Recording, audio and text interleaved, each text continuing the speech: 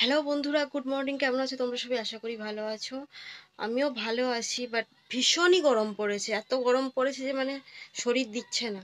মনে হচ্ছে চুপচাপ একই জায়গায় বসে থাকি, কোনো কাজ করতে ইচ্ছা করছে না, কিছু না। আজকে শনিবার, আজকে টিউশন নেই, পড়ানোর ছুটি। তো উঠেছি অনেকক্ষণ, মানে শরীর ভালো ছিল না কালকে।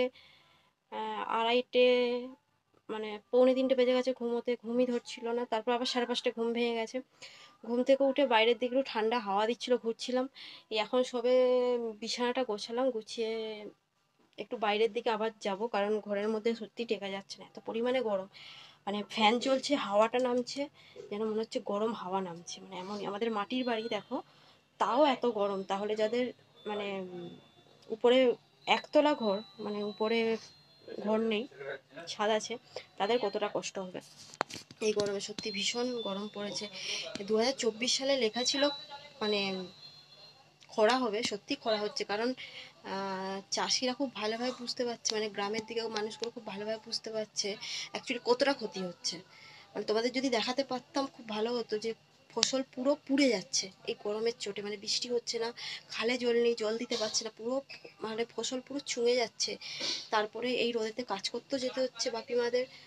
সো আমরা ঘরে থেকে এত কষ্ট, তাহলে ওদের কত কষ্ট হচ্ছে। ভীষণই গরম, বৃষ্টির ভীষণই একটু বাপিও সে কোন ভোরে রাতে উঠেছে, 2:30টার সময় উঠে গেছে মার্কেটে কুমড়ো মানে পাইকারি দিতে গেছে।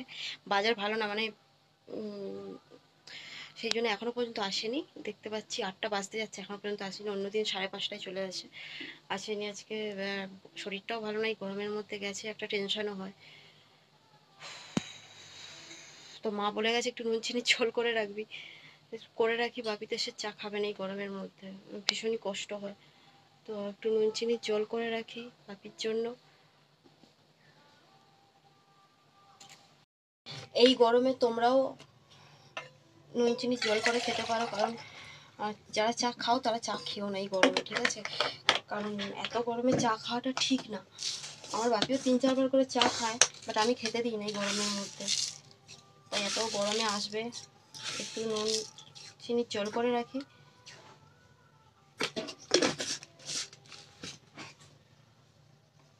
এমনি গরমে ঘুম থেকে উঠে খালি পেটে নুন চিনির জল খেতে সবাইকে বলে।